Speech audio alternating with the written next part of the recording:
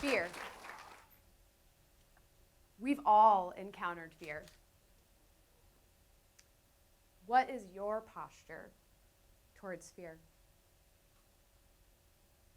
I have a friend who I have learned so much from about being fearless. And I'd like to introduce you to her.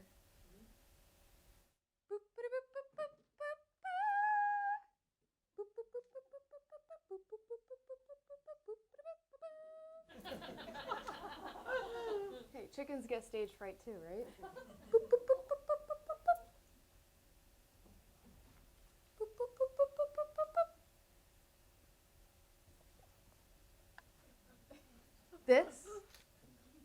This is Toast. Toast is not only fearless, but she is the brave survivor of a massive fox attack on our flock last summer. Toast was in the fox's mouth. Her back was ripped clear wide open. Things didn't look good for Toast. She was named before this, by the way. She was in the fox's mouth when Red the rooster arrived on scene. Oh man, this rooster, you guys. He took that fox on fearlessly. He did not win. But she survived. Toast had a very long recovery. She moved into our utility room for 6 months and then the garage for 3 months after that. Here's the thing about chickens. They hide their injury so well. They have to. If they don't hide that they're afraid and their fear, they will be kicked out of the flock. A little bit like us and our fear. Might we get kicked out of the flock?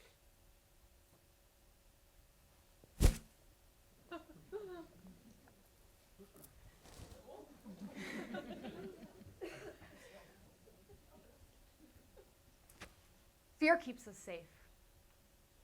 It's a natural central nervous system response when we encounter fear to fight, to flight, or to freeze. These are good things. They keep us safe. But there's another kind of fear. There's a fear that exists in our mind that sometimes we can get that stuck on a loop. I'd like to do an experiment with you. So if you would, please, move your things aside. Place your feet on the floor underneath your knees. And with your next breath in, let's lift our seat up out of our chair. Maybe you want to hold on to the seat top in front of you. Up, up, up, up. I can see. I can see. Up, up. Hold this. Hold this. Hover. Right? This is a yoga pose called chair pose. Okay? Maybe you want to hold on to the seat top. Maybe you want your hands here. Keep holding. Keep holding. Feel the work.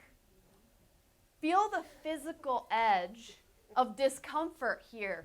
If you need to lift your hands up to find that edge, lift them up. Sink your hips just a little lower. Feel the shake.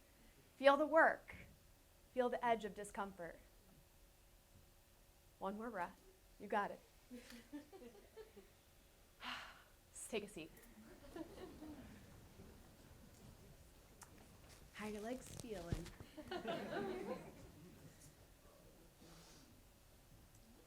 What were you thinking about while we were doing that pose? When is it going to be over? Thank you. Thank you. When is it going to be over? If you were thinking something that wasn't very nice, I understand. And we can get things on a loop sometimes up here. Fear is not always comfortable. So back in my mid-20s, I developed something called sulfite-induced asthma. This is an allergy to preservatives. So anytime I eat, drink, or take a medication with preservatives in them, I stop breathing. So there's a little not breathing to a lot not breathing. This is very scary. I am so grateful to have this under control. But something happened before I got it under total control. I was able to go places and eat food safely, but I was regularly having a fear that was a creation of my mind.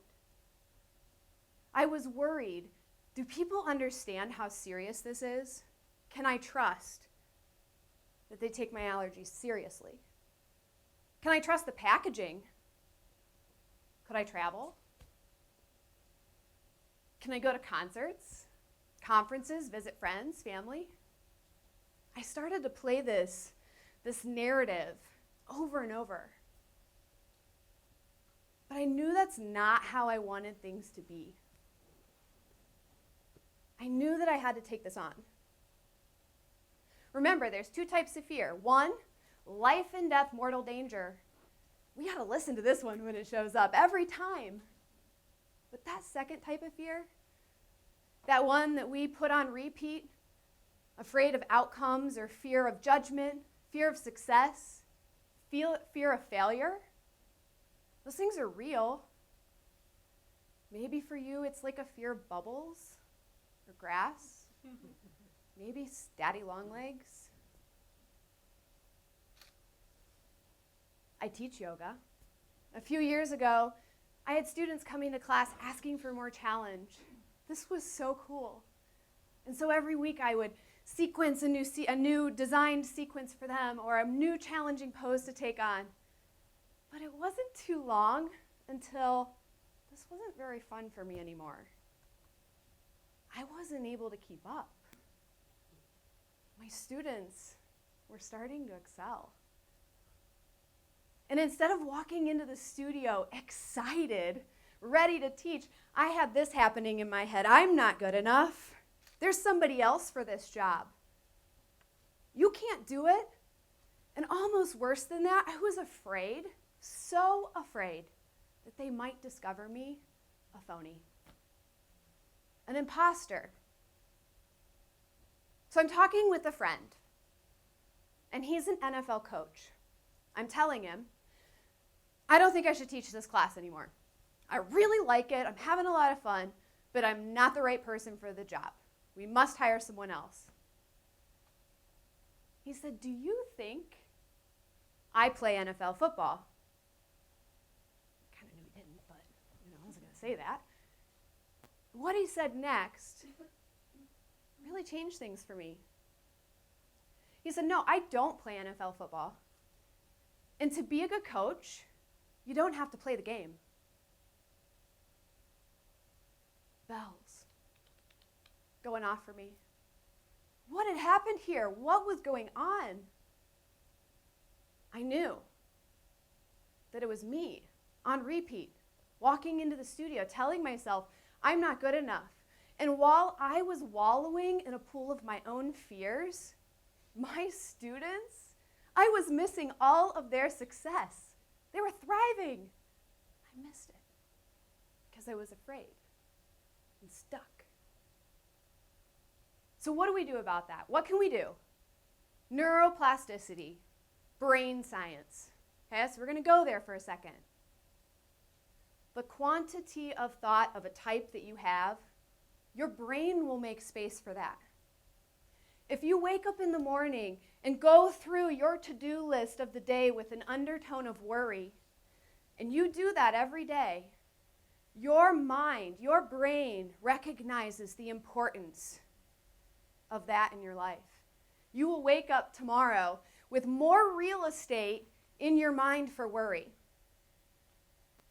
It's like there's a busy train switching yard in your brain, and there's a train conductor there paying attention to what kind of railway needs opened. And if we're not intentional and careful, we can get lost up here.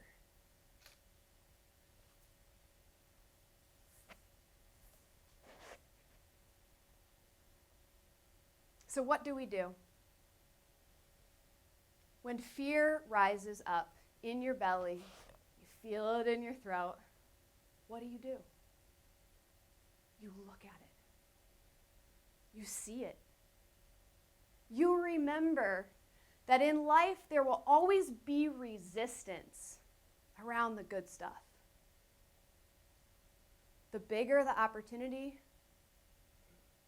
the bigger and more resistance there will be. What if instead of seeing this resistance as a time to back away or to turn and to run, if it's not life or death, then what is it? What if we get curious? What if we approach that edge, move through the resistance so that we can see what is on the other side? Because chances are what's on the other side of resistance is something really big for you. I'd like to give you 2 practical things that you can do to start to address your fear. Before we do those 2 things, you must see it. If you don't choose to address or see that there's resistance or that there's fear there to explore, these next steps are going to be hard to do with intention. 1, move your body. I mean, we know a million ways to move our body, right? Zumba, run, walk. I mean, we could go around the room and all name another topic. So today I want to tell you about something maybe a little less known. So my husband loves to watch Planet Earth on BBC, as well as Animal Planet, and all of those shows where that little camera follows the animals around while they, do their thing. There's this scene. By the way, I don't really like these. Don't tell. But there's one scene I just cannot not look. And it's when that baby animal is in the predator's mouth. And then somehow, we don't know how, like Toast, gets away. What do? They do the same thing every time if they get away, by the way. They run like heck, get back to safety, back to the flock, back to the herd, back to the tree line. And they always shake it off. They shake it off. My dog does this after being scolded. Toast does this after having an encounter with the rooster. And our bodies want to shake it off too. I mean, Taylor Swift knows all about that. Dr. David Berceli founded TRE. I am not a TRE practitioner. TRE is tension and trauma release exercises. This is straight up shake therapy. Okay, 7 exercises where your body begins to quiver and shake a little bit like those animals shaking it off after an encounter. But what we found after studying the body in this TRE trauma release is that our bodies remember our fear. They remember our trauma, our stress, what's holding us back in a completely different way than our mind does. So move your body, TRE or not.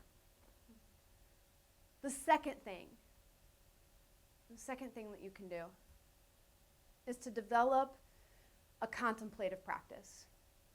You pick. There's many. Pray, meditate, commune with nature. Give yourself some time.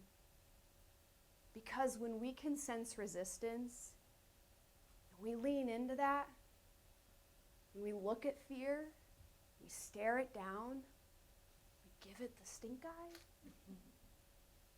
What you find, those fears that live in our head, it's usually us, that we're the only thing in the way. If you took 5 minutes for the next 30 days to develop, to explore, to expand your own contemplative practice, all of the things would show up. I'd like to give you just a little slice of that stillness today. So if you would, lean back in your chair, get comfy, close your eyes. And take just a nice deep breath in. Feel yourself here in this room.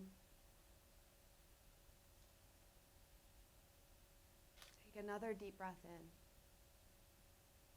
And in your mind, begin to imagine the most relaxing place that you have ever been.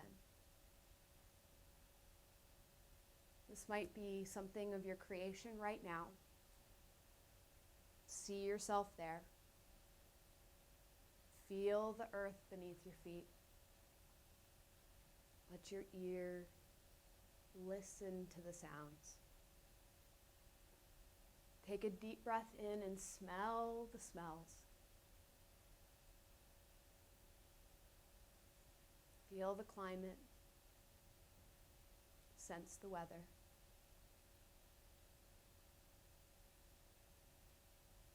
Take a deep breath. Long breath out. And begin to see or think about something in your life that is causing resistance or fear, and put it in a container. And hold it in your hand at a distance that feels appropriate to you. Are you seeing clearly? Can you see what part of this is your creation?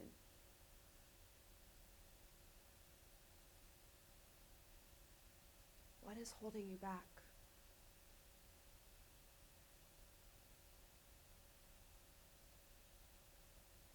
Take one more breath with this and place your container down. Draw your focus in your mind back to your beautiful place.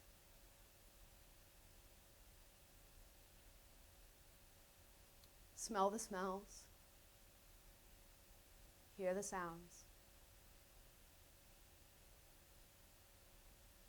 This place is only a breath away. Open your eyes, please. It's all it takes to begin.